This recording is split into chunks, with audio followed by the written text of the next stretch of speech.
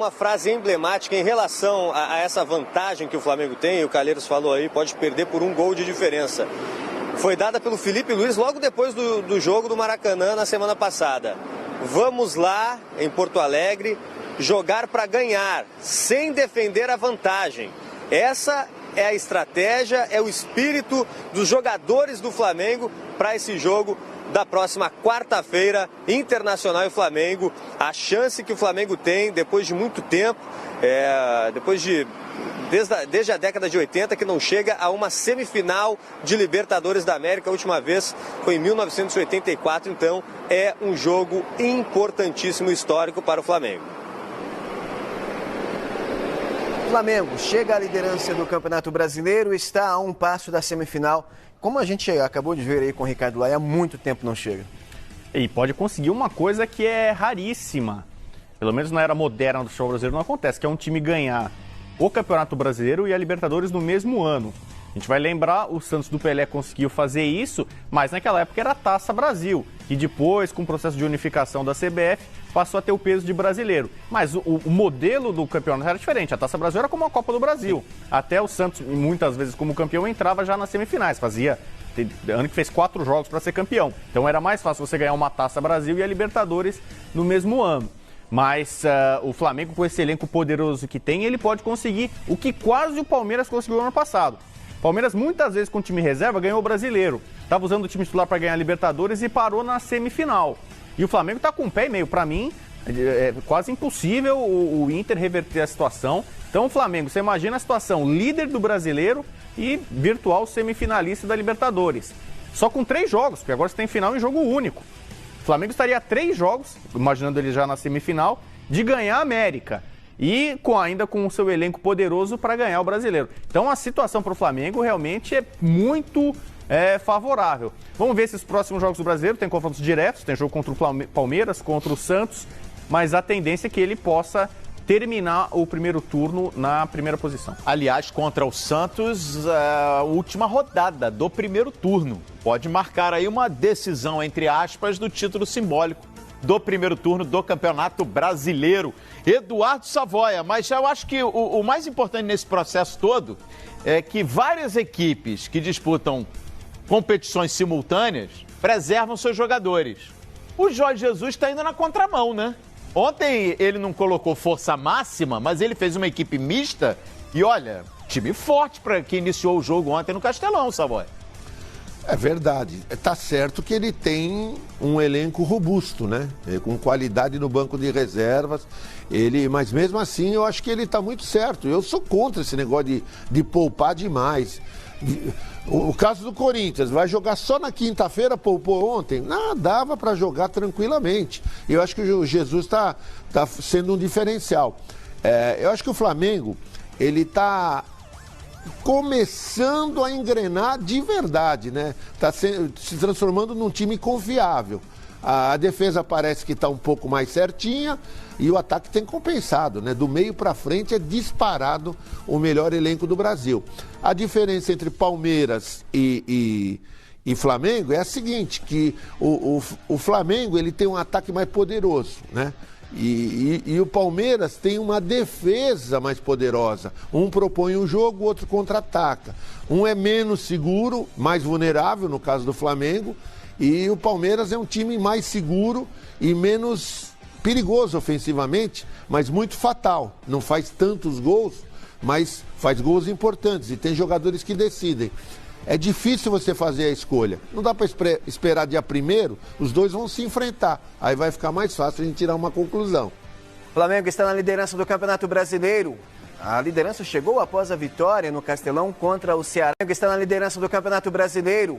A liderança chegou após a vitória no Castelão contra o Ceará, sem a presença de um até então indiscutível Cuejar. Já estava, inclusive, virando um ídolo, né, flamenguista. O JJ, o Jorge Jesus, falou sobre as duas situações, a liderança e Cuejar. Felizmente estamos em primeiro, acho que estamos em primeiro, segundo o que me está a dizer, não é? Mas faltam muitas rodadas, muitas jornadas, como se diz, em Portugal, rodadas vocês. Nada está, ganhámos nada, ganhámos o primeiro classificado, que é isso que andamos à procura. E agora, quarta-feira, temos um jogo também importante para a história do Flamengo. Neste caso, o Flamengo é o clube, não é o jogador, não é o treinador. O treinador e o jogador fazem parte, mas aquilo que é a referência e a história de um clube é esse próprio clube. Portanto, quando alguém pensa que está à frente do clube, vai ter sempre problemas. Agora que como jogador nos faz-nos alguma falta, porque aquele setor é um setor que perdemos, não é? Perdemos o Diego, e agora para o próximo jogo perco o Arão, e não há muitas soluções, mas cá está. Primeiro o clube, primeiro o Flamengo, depois o jogador, e portanto ele agora vai ter que assumir as consequências da atitude que tomou, e a direção e o jogador, de certeza que vão chegar a uma decisão. Bom, a gente viu ali Jorge Jesus, novo líder do Brasileiro, tomou a liderança de um outro técnico estrangeiro, o Sampaoli. E acho que isso vem a calhar para o futebol brasileiro. 2 técnicos estrangeiros com vocação ofensiva estão comandando a tabela de classificação. Só que eu acho que o Sampaoli, com muito menos recursos, dificilmente vai conseguir acompanhar o Flamengo. O Flamengo tem quase todos os índices favoráveis. Time de melhor ataque, tem o artilheiro, maior média de público, grande mandante da competição. E isso mesmo dividindo atenções com outras frentes. Então acho que a diretoria ambiciosa montou um elenco caro, qualificado, para os padrões brasileiros um luxo esse elenco do Flamengo, e um técnico compatível com esse conceito, com essa ideia. Um cara que dificilmente poupa, que cobra sempre, que é exigente, fora de casa busca a vitória, se está ganhando por 1 gol, 2, vai lá, faz 2, faz 3, faz 6, quando é possível. E nessa atuada, o Flamengo é muito forte. Num campeonato de pontos corridos, normalmente quem tem mais elenco, mais condição, vai brigar pelo título. Acho que o Flamengo é sim favorito. E na Libertadores também está se transformando num time cascudo. Conseguiu uma vantagem que vai ser difícil do Inter tirar.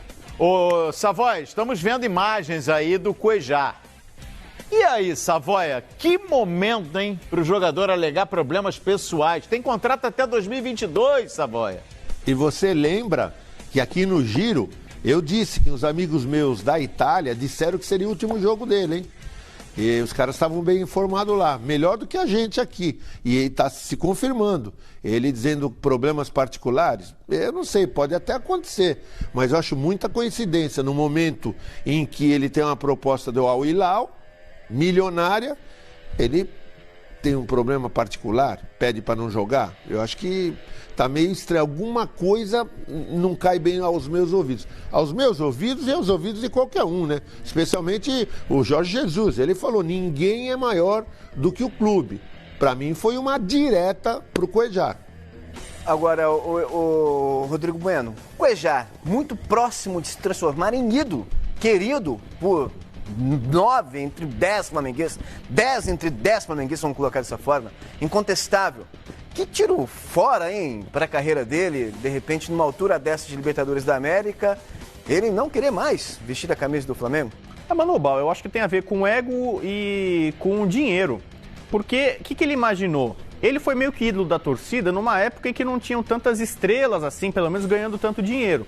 Aí o Flamengo começa a desembolsar uma grana pesada para contratar vários jogadores que ganham 1 milhão, 1.200, 1.300 por mês. E aí ele pensa, eu sou jogador de seleção, meu país, claro. E aí, tem tanta gente aí que chegou agora ganhando muito mais do que eu. Eu já tô roendo o osso, carregando o piano, a torcida gosta de mim, a imprensa no Brasil me elogia, quero ser valorizado. Informação que a diretoria do Flamengo até ofereceu para ele um pouquinho mais do que ele ganha. Copa América valorizou. Deu uma valorizada para ele. E aí, porque ele não tem muita pretensão de grande time da Europa. Se ele for negociado, ele vai para o mundo árabe. Tudo bem que o Al Ahly lá é uma potência, mas não é um time de expressão mundial. Trocar o Flamengo, que paga muito bem, dá uma visibilidade enorme, pelo Al Ahly nesse momento, não parece para mim uma coisa muito inteligente. Então ele está cavando um buraco aí, vai ficar possivelmente no ostracismo. Porque o Flamengo, eu imagino que não vai facilitar uma saída dele, não. Então seria mais inteligente para ele, já nesse jogo agora contra o Inter, tentar um acordo, uma negociação, porque vai ser muito útil, ainda mais o Flamengo sem o Arão. Olha, exatamente isso que eu ia pontuar. Ô Savoia, Você que tem experiência aí, anos de cobertura, não seria um momento, até pela necessidade de um jogo como o de quarta-feira, fora de casa, ok, tem a vantagem, mas não tem o Ilharão. As lideranças do Flamengo, os próprios jogadores, de repente tentar costurar uma situação de aproveitamento do Cuejá, ou você acha que tem que manter o que a diretoria está dizendo? Afastamento por tempo indeterminado? Eu acho que sim, sabe? Porque foi uma... Sabe, ele tem contrato com o Flamengo, estava bem. Tudo bem que no começo o Jesus não estava valorizando muito, mas o Flamengo fez 2 propostas, até onde a gente sabe pelas informações dos canais Fox Sports, reformou o contrato e fez mais uma proposta muito boa para ele continuar. O cara não quer, você vai fazer o quê? Até onde vai chegar o Flamengo? Tudo tem um limite, ele não é Pelé. Ele não é o melhor jogador do mundo, então eu acho que ele é um cara útil, seria bom. Mas já que o cara não tá querendo o Flamengo, por que o Flamengo vai se ajoelhar e pedir, não fica, pelo amor de Deus? Acho que a direção tá muito certa, achei... Tá mais do que decidido, né? Ele já decidiu, ele já fez a opção, tá certa a direção. Parabéns, é isso mesmo.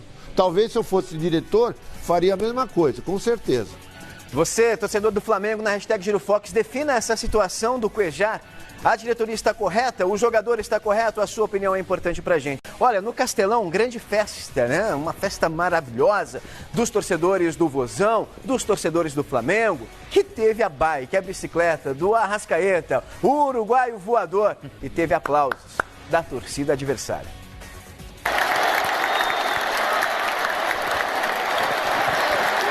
É depois do gol, né? Do gol do Arrascaeta. Não é a primeira vez que a gente vê uma torcida adversária reverenciando, né? Alguém que não seja do próprio time.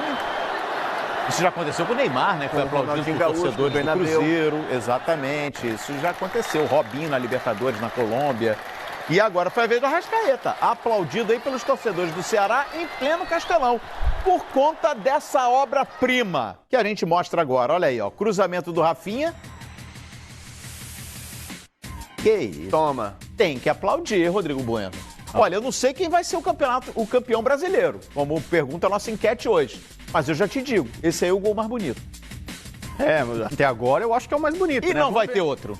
Calma, né? Nunca diga nunca. Não vai ter outro. Nunca diga nunca, nunca diga sempre. Agora, meus aplausos à torcida do Ceará. Porque esse é um gesto de grandeza, um gesto nobre, mostra a educação, né? Algumas vezes aconteceu Real Madrid e Barcelona, eu tive presente com o João Guilherme em transmissão, um 4-0 do Barcelona no Santiago Bernabéu e a torcida do Real Madrid aplaudindo de pé o Iniesta. O Cruyff num 5-0 pelo Barcelona contra o Real Madrid, a torcida do Real Madrid aplaudiu o Cruyff de pé, aplaudiu o Ronaldinho Gaúcho. Então você mostra, por exemplo, a torcida do Real Madrid... Neymar, Santos e Cruzeiro. Por exemplo, tem essa cultura, mesmo contra o maior rival, contra o Barcelona. Não é o caso aí, Ceará e Flamengo não são mega rivais, né? Eu queria ver, por exemplo, se a torcida do Ceará aplaudisse se fosse um gol de bicicleta de um jogador do Fortaleza, talvez não acontecesse. Mas aqui no Brasil, que bacana. A gente tá pensando de educação, nobreza, grandeza. Merece o Puskás? Calma, ainda tem... Primeiro assim, já temos os eleitos para concorrer ao Puskás para esse ano. Sim. Esse aí já perdeu, acho que o prazo de inscrição. Concorreria a próxima temporada. Exato. Mas postulante, sim. Eu acho que o pessoal deve pedir, catalogar, tal, mandar para concorrer para a próxima edição. Legal. Merece sim. Tem nível para Puskás.